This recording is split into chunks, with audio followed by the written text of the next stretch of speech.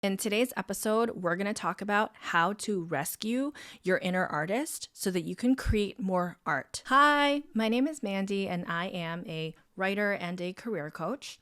And I talk about how to bring more creativity and joy back into your life. I really believe that creativity and making art is how we heal from our trauma and from our wounds. So I'll be sharing 3 ideas or mindset shifts throughout the episode. But first, I want to talk about why it's actually so hard to do this. Okay, so I'm going to be so real with you right now. If you have an inner creative inside of you, if there's a part of you that wants to make art, here's the problem, okay? It means that you have something to say, and it means that you're generally smart and have high energy and have vision, okay? And you know who else loves that? You know who wants to take that, and you know who wants to consume that for its own machinations? Corporate America. Okay? Now, I'm not anti-corporate. I have been in that system. I've coached many people in that system. I would say that I was raised in that cult and I successfully detached from it, but I understand it very well, okay?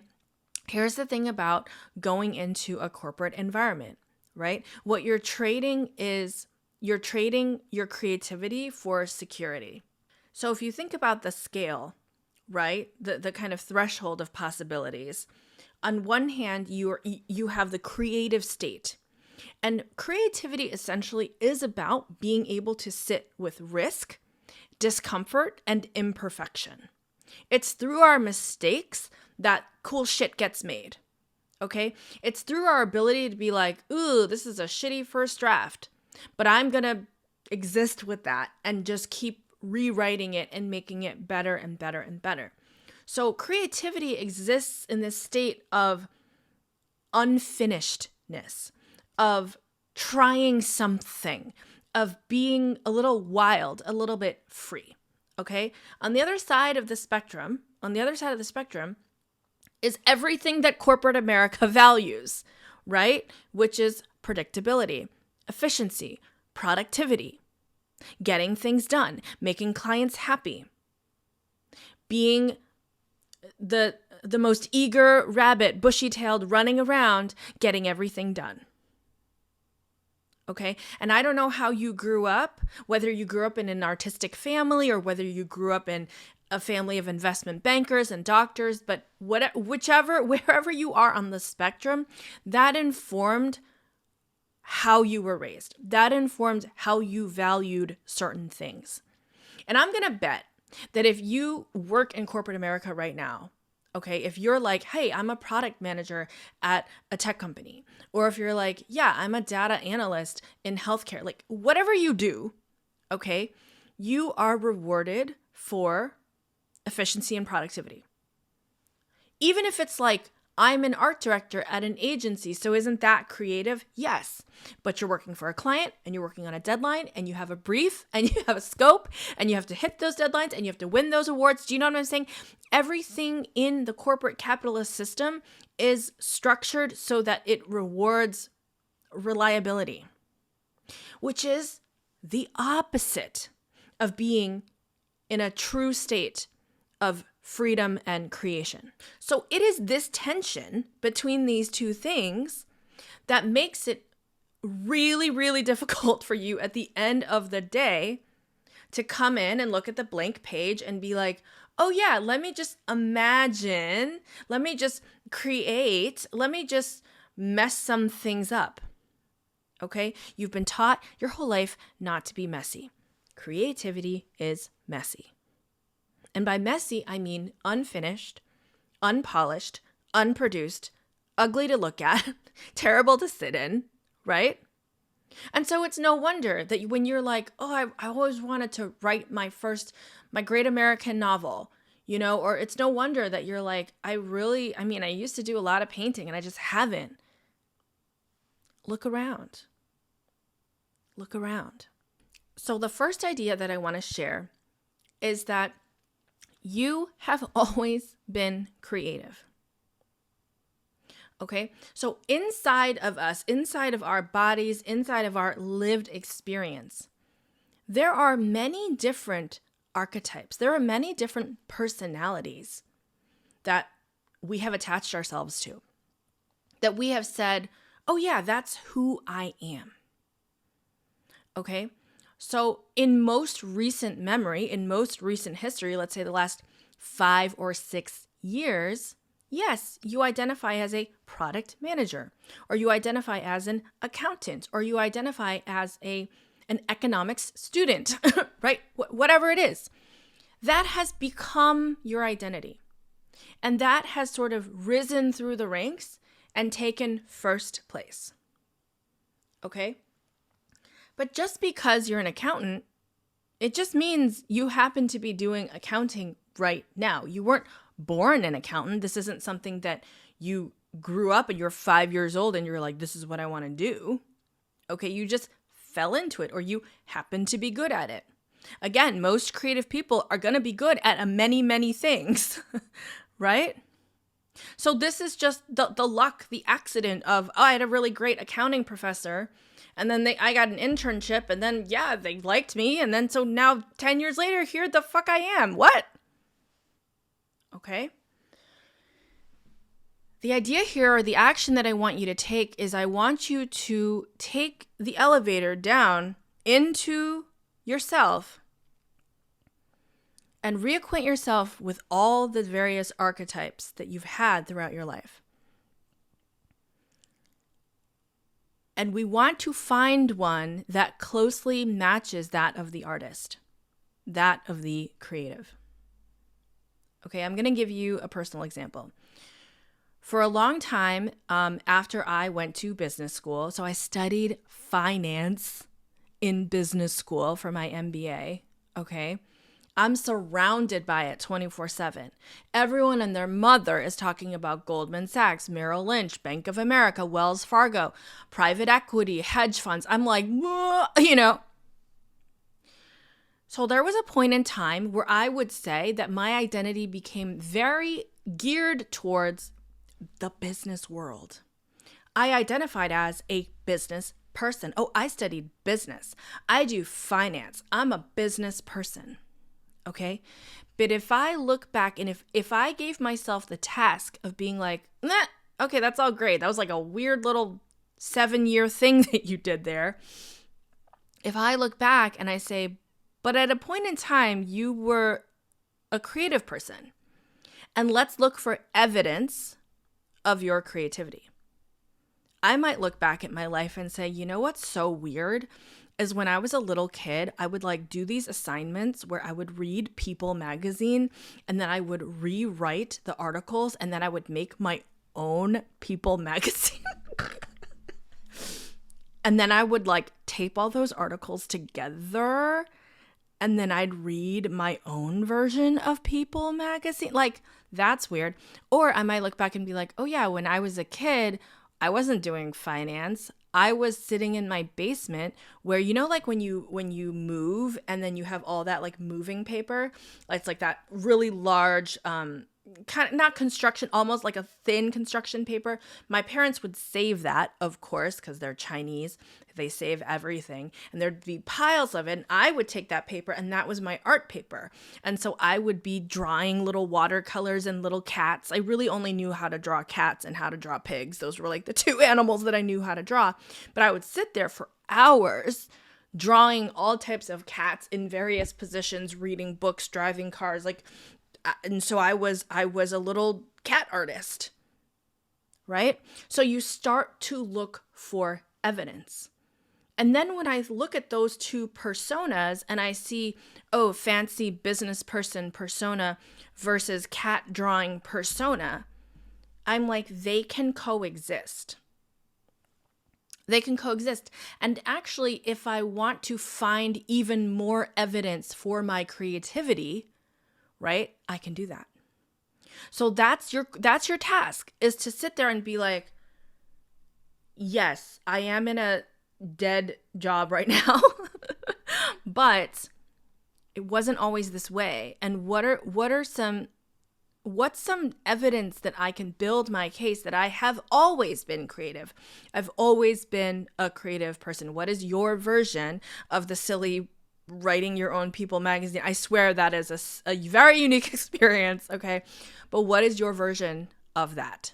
Okay, idea number 2 for how to rescue your inner creative is we need to lower the bar. We need to lower the bar because we are such perfectionists. Again, coming back to the side of the spectrum where perfectionism, results, outcomes, quantifiable, have to send this for approval to the client, like that kind of mindset. We're kind of brainwashed by that, right? So for our own creativity, we are not going to apply the cutthroat, heartless, empty standards of capitalism to our art. We are going to lean into our divine feminine. We are going to lean into our ability to exist with flaws, to be a work in progress. Okay? So you think you're going to sit down and you're going to whip out like the most beautiful watercolor series of all time, and yet you haven't picked up watercolors in 6 years. Guess what, bitch? No. Like you're going to have 50 pages of bad watercolor. And you're going to think to yourself, what's the point of this? What's the point of why am I paying $8 for a watercolor per color? I'm so bad. This is so ugly. Ew. And you judge yourself. Okay? Instead of thinking about the outcome of like, oh, it's kind of ugly. Also, even ugly watercolor, in my opinion, is kind of cool. But instead of judging yourself while you're doing the art, praise yourself. Be your own little cheerleader. Be like, hey, this is ugly. Who cares? Guess what? We're doing it. Woo! High five. Like, we're doing it. Give yourself credit for getting up and doing it. Nobody said, there's a great quote by Elizabeth Gilbert. She's like, I never said I'd be a good writer. I just said I'd be a writer. It's exactly the same. Nobody said you'd be a great artist. You just said you'd be an artist. It's just an action. It's a verb. It's something that you do. It's not something you create. So lower the bar, okay? And even if you're like, oh, I it's going to take so much time and I don't know and what's the point? Hey, if you do it for 10 minutes, that you know what that's better than? That's better than 0 minutes. 10 minutes is better than 0 minutes, okay? So lower the bar. When I tell you that my first draft of the book that I wrote, Career Wounds, was like bad, because here's the other thing about us artists is we have good taste. we know when something's good. Like that's what makes you an artist is you have an eye. You know what good looks like. You know what I mean? Like I've read other novels. I know what I like to read. So what? And then you read your own stuff and you're like, oh my God, it's so bad. But remember that you're reading everybody else's final draft. You can't compare it. Don't forget that your own vision of what's good has also been informed by capitalism. In that there's some sort of hierarchy, in that there's some sort of structure. Like, oh, Picasso is better than Matisse because he's worth more. He sold more at Sotheby's. Like, don't forget that your own creative eye has been tainted by competitiveness and perfectionism. Oh, what's your top 10? As if the number 1 book is better than the number 4 book. Don't do that. Don't engage in that. It's not healthy. The third and final idea is that your art wants to be born. So as soon as I started realizing that my art can exist separate from me, that the art is not actually a complete reflection, a perfect mirror to my essential goodness or my ability to, be well loved or liked in this world, that it was this other separate weird thing, that it's almost this animal that floats in the ether and whoever it attaches to and decides, oh yes, you will be my birthing partner. You will be the person that I am born through. right? The sooner you realize that your art actually exists outside of you and is just this stuff that's around in the air, and if you happen to catch it, then congratulations, you are the artist. But if you don't catch it, it's going to continue to float around until it finds someone to birth it, right?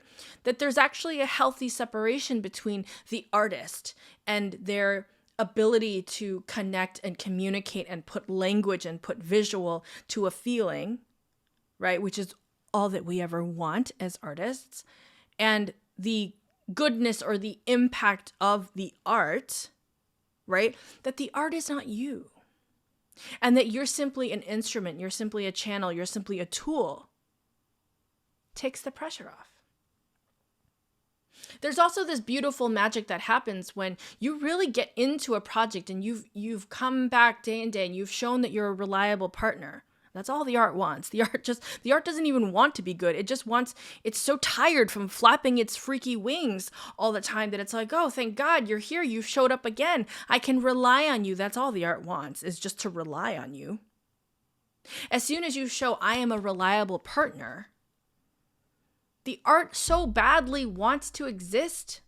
It will flow through you because it's just so goddamn relieved it has somewhere to go because everybody else has been ignoring it and trying to be efficient and productive and well-loved and corporate-y, right?